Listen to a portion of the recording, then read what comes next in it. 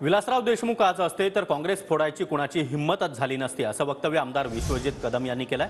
तर 100 नेते पक्ष सोडून गेले पण काँग्रेस फुटली नाही असं सतेज पाटील म्हणाले। विश्वजित कदम आणि सतेज पाटील यांनी अशोक चव्हाण यांच्यावर एक प्रकारे हा निशाणा साधलाय। जेव्हा जेव्हा काँग्रेस पक्ष या ठिकाणी अडचणीत येतो तेव्हा स्वर्गीय विलासराव देशमुख साहेबांची आठवण येते।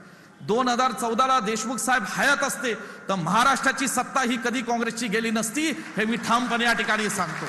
आणि जर आजही विलासराव देशमुख महाराष्ट्राच्या राजकारणात या ठिकाणी साहेब सक्रिय असते तर कुणाची हिंमत झाली नसती कुठला पक्ष तोडण्याची आणि कुठलं कुटुंब तोडण्याची। एवढंही या ठिकाणी तुम्हाला ठामपणे सांगतो। वातावरण महाराष्ट्रामध्ये काही असलं तरी काँग्रेस 100% आत्मविश्वासाने लढायला आम्ही सगळी तरुण मंडळी पुढाकार या ठिकाणी घेत आहोत। सैराभैरा व्हायचं कारण नाही।